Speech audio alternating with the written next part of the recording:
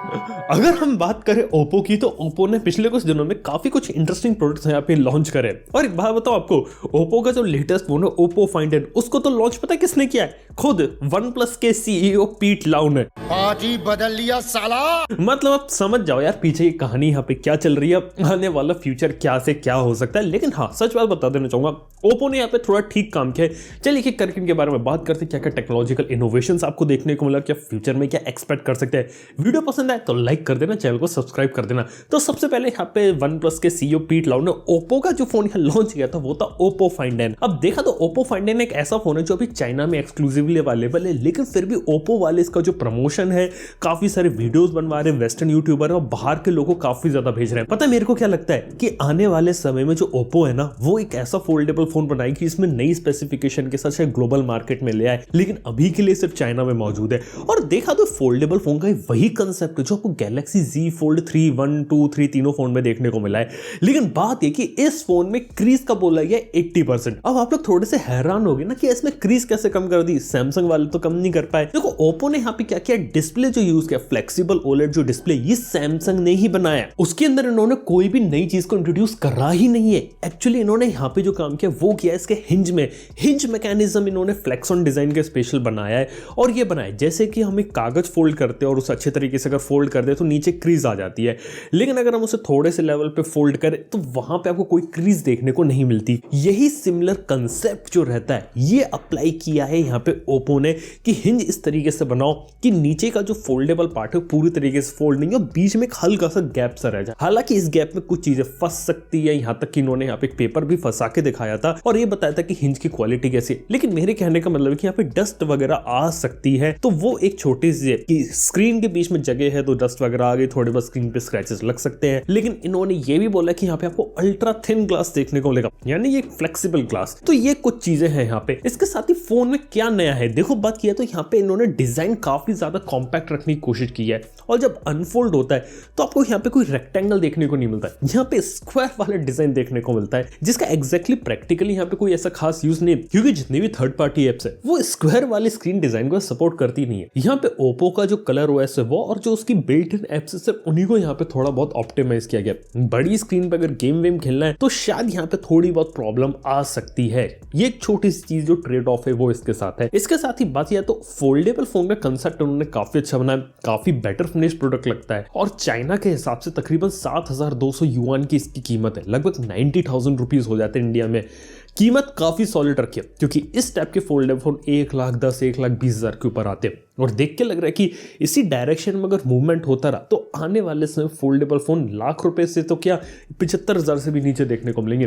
देखा तो पीछे ऑनर ने भी अपने रिलीज कर दिया, वीवो का एक नया आने वाला है, कुछ ही महीनों के अंदर Xiaomi का भी नया आने वाला है। मतलब काफी सारे नए नए फोन तो आने वाले फोल्डेबल कैटेगरी में, तो ये एक बात है। लेकिन एक इंपॉर्टेंट चीज जो मेरे को लगती है वो लगती है कि जैसे 5G फोन बनाने में कॉम्प्रोमाइज नहीं हो रहा था ना, वैसे ही फोल्डेबल फोन बनाने में भी कॉम्प्रोमाइज हो रहा है। एक बात बताऊं आप लोग को, जैसे कि अभी मैं इस फोन को देखूं तो यहाँ पे कोई भी अंडर डिस्प्ले फिंगरप्रिंट स्कैनर नहीं, यहाँ पे सिर्फ साइड माउंटेड फिंगरप्रिंट स्कैनर है। जो सामने की तरफ जो डिस्प्ले देखने को मिलता है वो 60 हर्ट्ज का है, फोल्डेबल में 120 हर्ट्ज का डाला और कैमरा में भी कोई हाई एंड स्पेसिफिकेशन नहीं है। कहने का मतलब कि फोल्डेबल फोन बनाना भी थोड़ा सा मुश्किल पड़ रहा है कि अंदर जो चीजें वो काफी कम पड़ जाती हैं, यहाँ तक कि इस फोन में स्नैपड्रैगन 888 देखने को मिलता है। तो इस तरीके से जो कुछ चीजें यहाँ पे फोन के अंदर कुछ जगह कमी छोड़ दी जाती है, तो वो एक चीज लग रही है। इवन बात किया तो काफी लोगों ने बोला कि Z Fold 3 का कैमरा उतना अच्छा नहीं है जितना आपको ऑलरेडी S21 अल्ट्रा का देखने को मिलता था, वैसी स्पेसिफिकेशन आपको कैमरा में देखने को नहीं मिलती। तो हाँ, कुछ जगह देखा तो अभी भी फोल्डेबल फोन में कमी छोड़ी जा रही है। फोल्डेबल टेक्नोलॉजी के ऊपर जाना है और कुछ चीजों में कॉम्प्रोमाइज करना है तो वो लोग के ऊपर डिपेंड है कि ट्रेडिशनल फोन लेना है या फोल्डेबल के ऊपर जाना है। जैसा भी 5G फोन के साथ केस है, मतलब बजट में जो 5G फोन आते हैं आप अच्छे फीचर ले लो और 5G ले लो, सिर्फ वैसे कंसेप्ट अभी फोल्डेबल के साथ देख रहा हूँ। लेकिन हालांकि प्रोडक्ट यहाँ पे काफी इंटरेस्टिंग लगा। क्रीज देखा जाए तो है उस फोन के अंदर, लेकिन इतनी ज्यादा विजिबल नहीं है। गैलेक्सी Z Fold 3 में थोड़ी ज्यादा विजिबल है। लग रहा है कि फोल्डेबल टेक्नोलॉजी अब डेवलप हो गई है, अब आने वाले समय में और बेहतरीन फोल्डेबल फोन्स देखने को मिलेंगे। तो ये कहानी होती है। बाय द वे प्रोडक्ट उन्होंने अच्छा लॉन्च किया। इसके साथ ही बात किया है तो ओप्पो ने यहाँ पे अनाउंस किया था अपना एयर ग्लास। अब एयर ग्लास है जिसके अंदर आप उसे पहन सकते हैं, अलग अलग चीजें देख सकते हैं, लाइव ट्रांसलेशन है और भी काफी सारी चीजें कर सकते हैं। हालांकि ये प्रोडक्ट भी 2022 में आएगा, इसकी तो प्राइसिंग भी नहीं बताइए कब आएगा और ये सिर्फ चाइना एक्सक्लूसिव प्रोडक्ट ही होने वाला है और इसके लिए प्रैक्टिकली अभी सिर्फ चाइना के अंदर ही काम होगा। अब देखते हैं इस टाइप का जो प्रोडक्ट है वो फ्यूचर में आपको कब किस टाइप से देखने को मिलता है। लेकिन हालांकि बात की जाए तो उसके अंदर आपको एक माइक्रो प्रोजेक्टर देखने को मिलता है छोटा सा, और इसको आप किसी भी फ्रेम के ऊपर अच्छे तरीके से स्टैब्लिश कर सकते हैं। अलग अलग साइड से आपको इसके जेस्चर्स वगैरह देखने को मिलते हैं। काफी अलग अलग चीजें करने की कोशिश करिए, लेकिन इसका प्रैक्टिकली यूज किस तरीके से होता है वो एक देखने वाली बात होगी। इसके साथ ही दूसरी चीज ये कि यहाँ पे ओप्पो ने मैरी सिलिकॉन एक्स नाम का एक प्रोसेसर को भी इंट्रोड्यूस किया, जो कि देखा तो एक NPU है जिसके अंदर इमेज सिग्नल प्रोसेसर को इंटीग्रेट कर दिया गया है। अब यहाँ पे ओप्पो का कहना है कि जो स्नैपड्रैगन 8 Gen 1 आता है ना, उससे बेटर उन्होंने अपना ISP डेवलप किया है, उसे वो यहाँ पे फोन के अंदर डाल रहे हैं। अब इससे बेटर चीज ये रहेगी कि यहाँ पे बेटर इमेजेस की क्वालिटी निकलेगी, 4K HDR वीडियो निकलेंगे, नाइट के अंदर आप 4K में हाई क्वालिटी वीडियोस को रिकॉर्ड कर सकते हैं। ऐसे कुछ फीचर्स को इंक्लूड किया गया जो चीजें पहले क्वालकॉम स्नैपड्रैगन के प्रोसेसर पॉसिबल नहीं थी, वैसे ही ओप्पो ने इस चीज को इंप्लीमेंट किया मैरी सिलिकॉन एक्स में। लेकिन एक बात बता सकता हूँ, मैरी सिलिकॉन एक्स एक लौता ऐसा ISP नहीं है जो किसी कंपनी ने इंप्लीमेंट किया। इससे पहले Xiaomi ने इंप्लीमेंट किया है, वीवो की V1 चिप आई है, और गूगल पिक्सल में पहले विजुअल कोर चिप आती थी, वो भी यही काम करते थे।